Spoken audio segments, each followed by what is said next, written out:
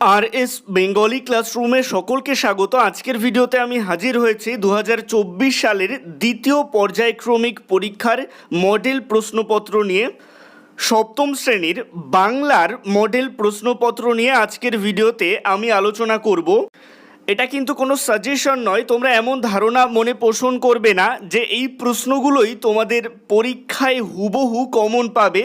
তবে এখানে উল্লেখিত প্রশ্নগুলো অবশ্যই অত্যন্ত গুরুত্বপূর্ণ প্রশ্ন, এগুলো তোমরা প্র্যাকটিস সেট হিসেবে ব্যবহার করতে পারো। আর যারা সারা বছর মন দিয়ে পড়াশোনা করেছো তাদের চিন্তার কোনো কারণ নেই, তাদের পরীক্ষা অবশ্যই ভালো হবে। তো কথা না বাড়িয়ে শুরু করা যাক আজকের মূল ভিডিও।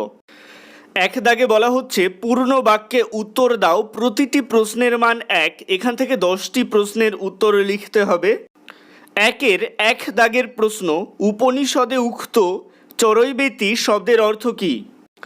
একের 2 দাগের প্রশ্ন, এটিপি এর পুরো নাম কী?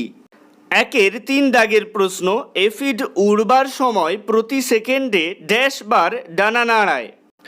একের 4 দাগের প্রশ্ন, ভালো কোনো প্রশ্ন মনে এলে বক্তা কার সাহায্য নিয়ে সেগুলির উত্তর জেনে নেন। একের 5 দাগের প্রশ্ন, আটলান্টিস কি?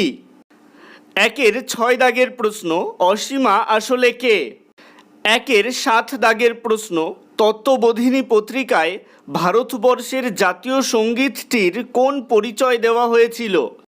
একের 8 দাগের প্রশ্ন, কালকে কবিতায় কিসের সাথে তুলনা করা হয়েছে?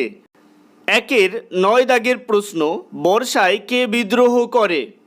একের 10 দাগের প্রশ্ন, কোথায় জনমত গড়ে ওঠে?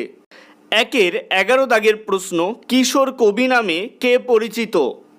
এবারে চলে আসছি 2 দাগে, সংক্ষিপ্ত উত্তর দাও, প্রতিটি প্রশ্নের মান 2। এখান থেকে 3টে প্রশ্নের উত্তর লিখতে হবে।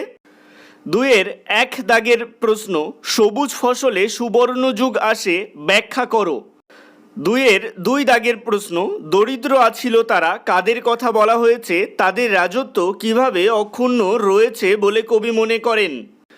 2-এর 3 দাগের প্রশ্ন, ভারতবর্ষের জাতীয় মন্ত্রটি কি, সেটি কে রচনা করেন। 2-এর 4 দাগের প্রশ্ন, উচ্চতর জীবদের পেশি কাজ করার ক্ষেত্রে কিভাবে শক্তি উৎপাদিত হয়। এবারে চলে আসছি 3 দাগে, এখানে বলা হচ্ছে নিচের প্রশ্নগুলির যথাযথ উত্তর দাও, প্রতিটি প্রশ্নের মান 3। এখান থেকে 2টো প্রশ্নের উত্তর লিখতে হবে।